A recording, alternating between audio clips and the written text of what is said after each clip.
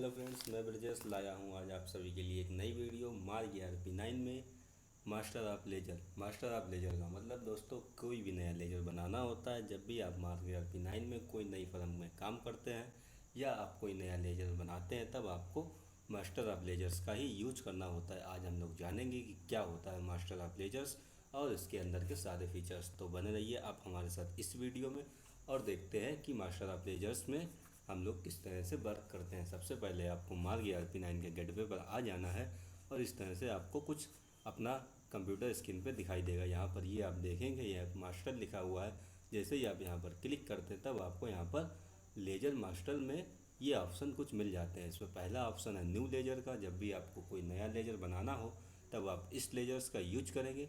और इसमें दूसरा ऑप्शन है मॉडिफाई लेजर। इसी तरह से आपको कोई लेजर अपना डिलीट करना है तब आप यहाँ इस ऑप्शन का यूज कर सकते हैं और आपको ये इतने सारे ऑप्शन मिल जाते हैं। चलिए हम आपको लोगों को दिखा देते हैं कि जब भी आप मार्ग ERP9 में कोई नई कंपनी बनाते हैं तब आपको किस तरह के लेजर्स मार्ग ERP9 में पहले से ही बने रहते हैं जो आपको दोबारा बनाने की ज़रूरत नहीं है। ये आप देख सकते हैं यहाँ पर लिस्ट ऑफ अकाउंट है। इसको जैसे ही आप क्लिक करेंगे तब आप यहाँ पर अपने मार्ग ERP9 के जितने भी लेजर्स आपके पास बने होते हैं मार्ग ERP9 में ऑटोमेटिक वो लेजर सभी आपको यहाँ पर दिखाई देंगे। दोस्तों ये कैपिटल अकाउंट का लेजर हमने पहले बना रखा था इसलिए ये आपको दिखाई दे रहा है। अदरवाइज आपको ये लेजर्स दिखाई नहीं देगा। सिर्फ और सिर्फ आपको यहाँ से लेजर्स दिखाई देना शुरू होंगे। जैसे कि आपका कैश इन हैंड में आपका कैश का लेजर यह मार्ग ERP9 में हमेशा बना रहता है। इसी तरह से आपके कुछ टैक्सेशन के लेजर्स होते हैं। चलिए मैं आपको दिखा दूँ। ये देखिए ड्यूटी एंड टैक्स, इसमें आपका CGST है, IGST है और आपका SGST। इसी तरह से आपका सेस भी एक दोस्तों एक टैक्स होता है एक प्रकार का जो सिर्फ और सिर्फ लग्जरी आइटम पर लगता है और इसका टैक्सेशन रेट बहुत ही ज़्यादा हाई होता है। ये सभी ज़रूरतमंद चीज़ों पर नहीं लगाया जाता, कुछ ही स्पेशल आइटम होते हैं जिस पर हमें सेस देखने को मिलेगा। और हम लोग देखते हैं इसी तरह से हमारे कुछ परचेस के भी लेजर्स टैली मार्ग ERP9 में पहले से बने हुए होते हैं। ये देखें हम आपको दिखा दें परचेस का लेजर्स कहाँ पर बना हुआ है। इसमें ये आपके IGST टैक्सेशन का लेजर बना है, IGST का डिपार्टमेंट है। ये आपका टैक्स CGST का डिपार्टमेंट है। इसमें आपको अलग अलग CGST परसेंटेज वाइज मिल जाती है। इसी तरह से हम लोग नीचे और आते हैं। ये हमारा टैक्स SGST का लेजर, इसमें भी आपको अलग अलग परसेंटेज के हिसाब से CGST मिल जाती है। और इसी प्रकार हम लोग देखते हैं कुछ कॉमन लेजर्स और भी होते हैं जो हमारे मार्ग ERP9 में पहले से बने रहते हैं। जैसे कि आपका फ्लाइट का एक्सपेंसेस हो गया, अदर चार्जेस हो गया, राउंड ऑफ हो गया। ये कुछ बेसिक कॉमन लेजर्स होते हैं जो हमें हर फर्म में काम आते हैं। इसलिए ये मार्ग ERP9 हमको यह सुविधा देता है कि यह लेजर हमें बार बार बनाना ना पड़े। ये आप देख सकते हैं सैलरी एंड वेजेस का लेजर है, शॉर्ट एंड एक्सेस का लेजर। ऐसे कुछ लेजर्स जो हर फर्म में कॉमन होते हैं वह हमारे मार्ग ERP9 में पहले से ही बने होते हैं। ये आपको दिखा सकते हैं परचेस अकाउंट्स का लेजर है। इसमें आपको हर तरह के परचेस के लेजर मिल जाते हैं। आप सेंट्रल परचेस 0% से करते हैं वह भी लेजर है आपके पास। आप सेंट्रल परचेस एग्जेम्प्टेड करते हैं या आप सेंट्रल परचेस 12%, 18%, आपको सारे परचेस के लेजर मिलते हैं। इसी प्रकार से आपको लोकल परचेस के भी सारे लेजर मिल जाएंगे और परचेस के बाद आपको सेल के भी सभी लेजर मिल जाएंगे। जो यह लेजर आपको दोबारा बनाने की ज़रूरत नहीं है। अब हम लोग बात करते हैं कि किस तरह के लेजर्स हमें मार्ग ERP9 में बनाने पड़ते हैं जो कि हमारे गेटवे में हमको नहीं मिलते हैं। इसके लिए हम लोग आ जाते हैं मास्टर पर और यहाँ पर लेजर मास्टर में आ करके हम लोग बात करते हैं न्यू लेजर्स की। मान लीजिए आपने किसी व्यक्ति से माल खरीदा तब आपका परचेस का लेजर यूज होगा। पहला वह आपके मार्ग ERP9 में पहले से ही बना है। आपका टैक्सेशन का लेजर्स यूज होगा क्योंकि जब भी आप कभी माल खरीदेंगे तब उसमें CGST, SGST या IGST कोई भी टैक्स का लेजर लगाएंगे तो वह भी हमारे मार्ग ERP9 में पहले से बना हुआ है। सिर्फ और सिर्फ उस व्यक्ति का लेजर्स नहीं बना होता है जिससे आप माल खरीदते हो, क्योंकि हमारे यहाँ मार्ग ERP9 में यह चीज़ उसको नहीं पता होती है मार्ग के सॉफ्टवेयर को कि हम लोग किस चीज़ का व्यापार करने वाले हैं और हम लोग किस व्यक्ति से कौन सा आइटम खरीदेंगे। इसलिए आपको हमेशा यह याद रखना होगा कि जब भी आप कोई माल खरीदते हैं तब वह लेजर आपका सिंडिकेटर्स में बनाया जाता है। ये आप चाहें तो कहीं पर लिख लें। ये आपको बहुत ही याद रखना बहुत ही ज़रूरी है, क्योंकि अगर आप यहाँ पर कुछ गलती करते हैं तो इसका सीधा इफेक्ट आपके फाइनल अकाउंट्स पे पड़ता है, जिससे कि आपकी बैलेंस शीट और PL अकाउंट कुछ गलत हो जाएंगे। हम लोग बात करते हैं कि हमने एक एंट्री करनी है हमको। मैंने एक्स वाई जेड ट्रेडर से कुछ माल खरीदा, तब एक्स वाई जेड ट्रेडर्स अब ये अंडर ग्रुप पूछ रहा है कि आपके एक्स वाई ट्रेडर्स कौन है। आपसे ये पूछेगा सैंडी ट्रेडर्स पे फील्ड का स्टाफ है। फील्ड का स्टाफ दोस्तों आप लोग देखते होंगे कि कुछ सेल्समैन ऐसे होते हैं जो आपको शॉप टू शॉप जा करके माल बेचते हैं। क्या एक्स वाई ट्रेडर्स ऐसे खरीदार हैं आपके, या एक्स वाई ट्रेडर्स मैन्युफैक्चरर्स हैं जिनकी एक बहुत बड़ी यूनिट है और उनसे आप माल खरीदते हैं, या एक्स वाई ट्रेडर्स आपके सप्लायर हैं जिनके पास कोई एजेंसी है। तब आपको ये चीज़ पता होगी कि आपका जो एक्स वाई ट्रेडर्स है किस तरह का सिंडिकेटर्स है। हमारे केस में यह एक सप्लायर है, इसके पास एक एजेंसी है जिससे हमने माल खरीदा है, और हम लोग इसको इसलिए सिंडिकेटर्स सप्लायर्स में डालते हैं। अगर आपके मैन्युफैक्चरर्स हैं तब आप इसमें डालेंगे, अगर आपका कोई सेल्समैन है तब आप फील्ड स्टाफ में सेलेक्ट कर लेंगे। हम लोग सप्लायर के केस में सप्लायर को सिलेक्ट करते हैं। यहाँ पर आपको सिंपल एंटर प्रेस करना है और ये आप देखेंगे लेजर क्रिएशन की टेबल यहाँ पर आपको मिल जाती है। सबसे पहले हम लोग नाम लिखते हैं एक्स वाई जेड ट्रेडर्स, ये हमारे व्यापारी का नाम हो गया जिससे हमने माल खरीदना है। लोकेशन इनकी जहाँ कहीं भी हो, जिस स्टेट में हो या आपका किसी शहर का नाम वो आप यहाँ पर टाइप कर दें, लेकिन ये मैंडेटरी नहीं है। अगर आप चाहें तो टाइप कर भी सकते हैं, अदरवाइज रहने दीजिए। ये जो हमने सिंडिकेटर्स सप्लायर्स का सिलेक्ट किया था, बाहर ऑप्शन भाई आपको यहाँ पर मिल जाएगा। आप इसको मेक श्योर एक बार चेक भी कर लीजिएगा कि क्या आपका अकाउंट ग्रुप सही है, जिसका लेजर आप बना रहे हो उसका ग्रुप सही है। इस प्रकार आपको अब आपसे ये पूछेगा बैलेंसिंग मेथड। दोस्तों आप लोग हमेशा ये देखा होगा कि कुछ व्यापारी आपके ऐसे होते हैं जब आपसे ये कहते हैं कि हम बिल टू बिल पेमेंट लेंगे और तब आपको माल देंगे। जैसे कि आपने बिल नंबर 1 से माल खरीदा, तब आपको बिल नंबर 1 का पेमेंट करेंगे, तब आपको बिल नंबर 2 का माल मिलेगा उनकी उनकी तरह से। इसलिए अगर आप ऐसा सप्लायर हैं आपके तो बिल वाइज का यूज़ करिए, अदरवाइज आप फीपो फर्स्ट इन फर्स्ट आउट होता है, मतलब पहले माल आए उसका पहले पेमेंट दे दें और बाद वाले का पेंडिंग में रख दें। उस मेथड से करना चाहते हैं, या तो आप ऑन अकाउंट, मतलब इसमें आपका कोई मेथड नहीं होगा। जब मन किया आपने जितना मन किया पेमेंट दे दिया, जितना मन किया माल ले लिया। इस मेथड से रखना चाहते हैं, जिस तरह से आप रखना चाहें इसको रख सकते हैं। हम लोग बिल बाई बिल रखेंगे और ये देखेंगे आपसे ओपनिंग बैलेंस पूछ रहा है। अगर आपकी नई फर्म है तब आपको यहाँ पर ओपनिंग बैलेंस भरने की ज़रूरत नहीं है। बहुत सारे केस ऐसे होते हैं जिस पर हमको ओपनिंग बैलेंस भरना पड़ता है। इस विषय में हम आप लोगों को एक नई वीडियो में बताएंगे कि ओपनिंग बैलेंस क्या होता है।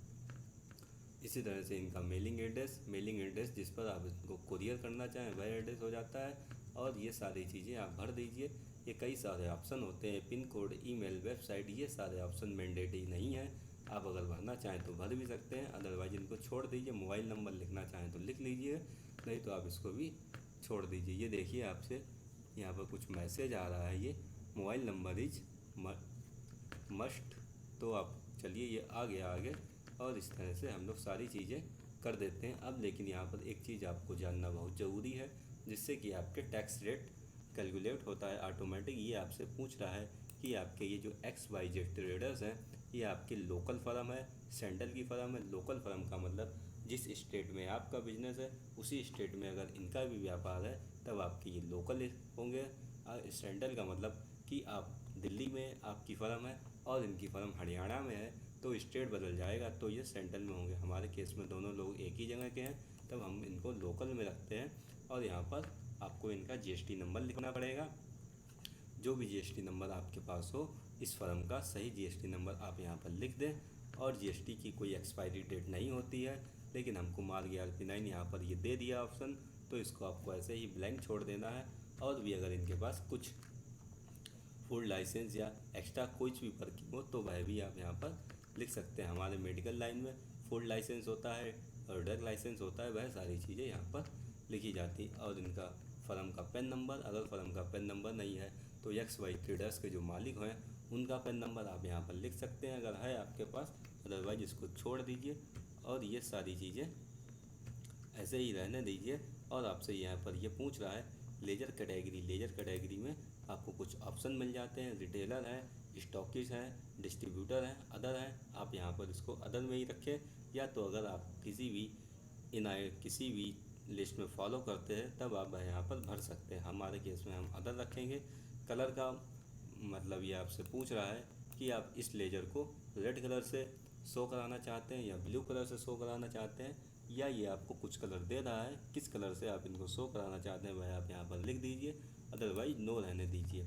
अब आपसे दूसरा ऑप्शन आता है स्टेट। दोस्तों ये नीचे के कुछ ऑप्शन ऐसे हैं जो आपको बहुत ही केयरफुली भरने हैं।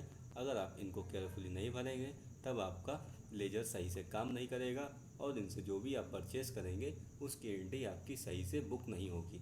इसलिए इन सभी चीज़ों का आपको बहुत ही ध्यान से भरना है। स्टेट आपसे पूछ रहा है, एक ही स्टेट है तो आप इसको यस कर दें। अगर ये आप यहाँ पर नो करेंगे और आप ये देखेंगे सारे स्टेट आ गए हैं जो भी हमारे इंडिया के हैं। आपका जिस भी स्टेट का यह व्यापारी हो वह आप यहाँ पर भर सकते हैं। हमारे स्टेट में यूपी का है, हम लोगों ने यूपी भर दिया और ये आपसे इंडिया ही रहेगा यहाँ पर। अगर आप लोग भारत में बिजनेस कर रहे हैं, ऑफकोर्स भारत में ही होंगे, तब ये आपका इंडिया ही रहने वाला है। और दोस्तों यहाँ पर ये आपसे पूछेगा लेजर टाइप, किस टाइप का लेजर्स है आपका। अब हम आपको बता दें कि हमारे जीएसटी में दो तरह के रजिस्ट्रेशन होते हैं। एक तो आपका कंपोजिशन डीलर होता है, एक आपका रजिस्टर्ड होता है मतलब रेगुलर डीलर। इन दोनों में से अगर इनको जीएसटी नंबर मिला है तो यह इन दोनों में से एक में जाएंगे। अगर इनके पास जीएसटी नंबर नहीं है तब ये अनरजिस्टर्ड में जाएंगे। हमारे केस में ये हमारे रजिस्टर्ड डीलर हैं, हम लोग इनको रजिस्टर्ड रखते हैं और इसको हमने एक्सेप्ट करा दिया। इसको आप यस करा दीजिए, कोई दिक्कत नहीं होगी। ये आपका लेजर पूरा बन गया। यहाँ पर आप अगर लेजर की डिटेल देखना चाहें तो जैसे ही इसको आप एंटर करेंगे ये देखेंगे XYZ ट्रेडर्स आ गया, सप्लायर आ गया, पूरी सारी डिटेल जो भी आप यहाँ पर भरेंगे वह आपको यहाँ पर मिल जाएगी।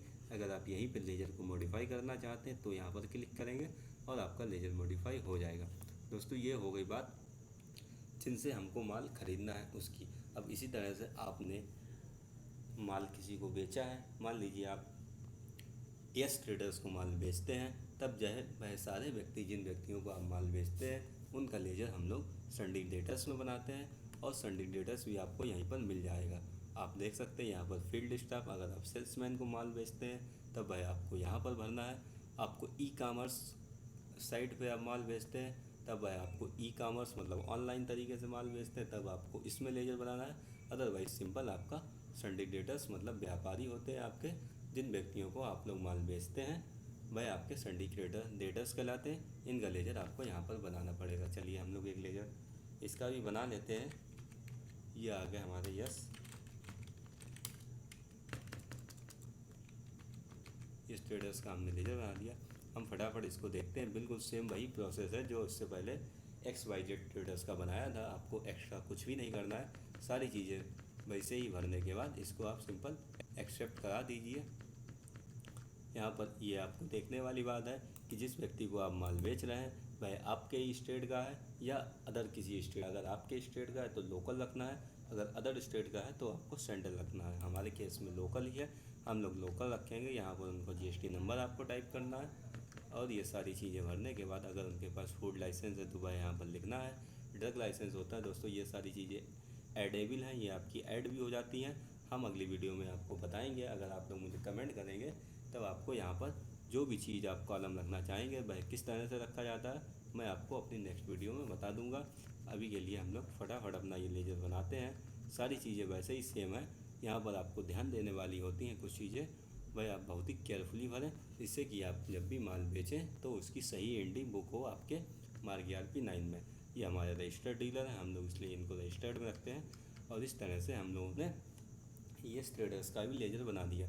दोस्तों आपके कैश का लेजर बन गया, आपके व्यापारी जिनसे आप माल खरीदेंगे उनका लेजर बन गया, जिन लोगों को आप माल बेचेंगे उनका भी लेजर बन गया। अब आपके जो फर्म के ऑनर होते हैं उनका लेजर आपको बनाना है तो इसके लिए आपको हमेशा कैपिटल के ग्रुप का यूज़ करना है। अंडर ग्रुप आपका कैपिटल जाएगा और इसको जैसे ही आप कैपिटल रखेंगे, मान लीजिए हमारे फर्म के ऑनर मिस्टर बाई हैं,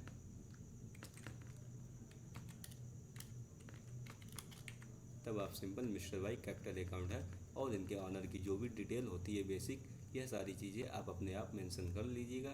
वीडियो बहुत ज़्यादा लंबी ना हो इसलिए मैं आपको शॉर्ट में बता रहा हूँ। और हमारे ऑनर के पास अगर कोई जीएसटी नंबर होता नहीं है, वैसे अगर इन केस इनका कहीं और भी कुछ काम चल रहा है, वैसे तो आप इसको भूल जाइए क्योंकि इनका कोई भी पर्सनल जीएसटी नंबर नहीं होगा, क्योंकि जो भी इनका जीएसटी नंबर होगा वह आपकी फर्म का होगा और हमारी फर्म का नाम है मार्ग ERP9। ये आपको यहाँ पर दिख रहा है, मैं आपको दिखाऊंगा। तो इनका GST नंबर आपको भरने की कोई ज़रूरत नहीं है और ये आपको सिंपल यहाँ पर रजिस्टर्ड की जगह अनरजिस्टर्ड करना है, क्योंकि किसी व्यक्ति विशेष का GST नंबर नहीं होता है, GST हमेशा फर्म का होता है। और ये सारी चीज़ें आपको सेव करने के बाद इनका भी लेजर आपका क्रिएट हो गया। अब दोस्तों एक और इम्पॉर्टेंट लेजर होता है जो मार्ग ERP9 में पहले से नहीं बना होता है। वह लेजर होता है आपके बैंक अकाउंट का, आपकी फर्म की बैंक अकाउंट का।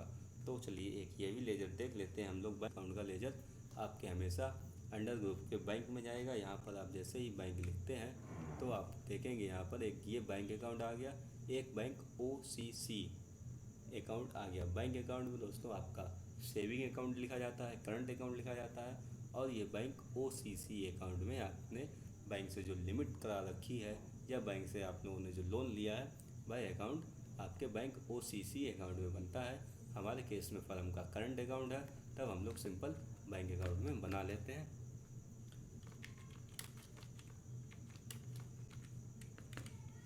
हमारा SBI बैंक में करंट अकाउंट है, हमने पूरा लिख दिया। और ये सारी चीज़ें मेंशन करने के बाद इसको भी आप नॉर्मली उसी तरह से सेव कर दीजिए। आप लोगों को पता होगा कि सभी बैंकों का GST नंबर होता है। अगर आपके पास भी आपकी ब्रांच का GSTN है तब वह आप यहाँ पर लिख दीजिए, अदरवाइज रहने दीजिए, बहुत ही ज़्यादा ज़रूरी नहीं है। और ये सारी चीज़ें सेव कर दीजिए। अगर आपको GST नंबर मिल जाता है तब आप यहाँ पर रजिस्टर्ड लिखिए, नहीं तो आप इसको अनरजिस्टर्ड करके और इस तरह से अपना ये लेजर भी आपका एक्सेप्ट हो गया। उम्मीद करते हैं दोस्तों आपको मार्ग ERP9 में लेजर बनाना आ गए होंगे। अब आपको अगर इन सारे लेजर्स में बनाने में कोई दिक्कत हुई है या कहीं पर कोई मिस्टेक हुई है तब आप दोबारा मास्टर में जा कर के लेजर मास्टर में जा कर के कोई भी लेजर को मॉडिफाई कर सकते हैं। या आपका कोई भी लेजर डबल बन गया है या किसी तरह से कुछ लेजर गलत बन गया है तो उसको आप डिलीट भी कर सकते हैं। और आपको एक बार हम फिर से दिखा दें जो लेजर हमने बनाए हैं वह आपको कहाँ पर मिलते हैं। लिस्ट ऑफ ग्रुप में हमने एक मिस्टर वाई का लेजर बनाया जो कि हमारे कैपिटल अकाउंट में आ गया। और ये देखिए ऊपर बैंक अकाउंट का भी लेजर, जब हमने पहले ये लिस्ट ऑफ अकाउंट दिखाए थे तब आपको नहीं थे। ये देखिए bank account SBI current account का लेजर बनाया, ये भी आपके पास आ गया। और जो हमारे सिंडिकेटर्स हैं यस ट्रेडर्स जिनसे को हमने माल बेचा है, ये लेजर भी आपका इसमें आ चुका है। और देखते हैं सिंडिकेटर्स का लेजर कहाँ पर है, वह लेजर भी आपको इसमें मिल जाएगा। ये देखिए दोस्तों सिंडिकेटर्स का लेजर है, एक XYZ लिमिटेड का मैंने पहले बना रखा था जो कि हमारे सप्लायर हैं। और एक ये XYZ का जो मैंने अभी आपके सामने बनाया है ये हमारे सिंडिकेटर्स हो गए। इस तरह से आप मार्ग ERP9 में बहुत ही आसानी से अपनी सुविधा अनुसार कोई भी लेजर बना सकते हैं। और उम्मीद करते हैं यह वीडियो आपको पसंद आई होगी और ऐसी ही यूजफुल वीडियो पाने के लिए आप हमारे चैनल को सब्सक्राइब कीजिए और इस वीडियो को ज़्यादा से ज़्यादा लाइक और शेयर कीजिए। अभी के लिए बस इतना ही।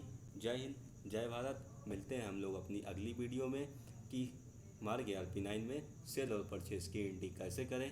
अगर आप लोगों को भी इस वीडियो का है इंतज़ार तो मुझे कमेंट बॉक्स में ज़रूर कमेंट करिएगा, मैं बहुत ही जल्द आपके लिए यह वीडियो भी लाऊंगा। अभी के लिए बस इतना ही। जय हिंद, जय भारत।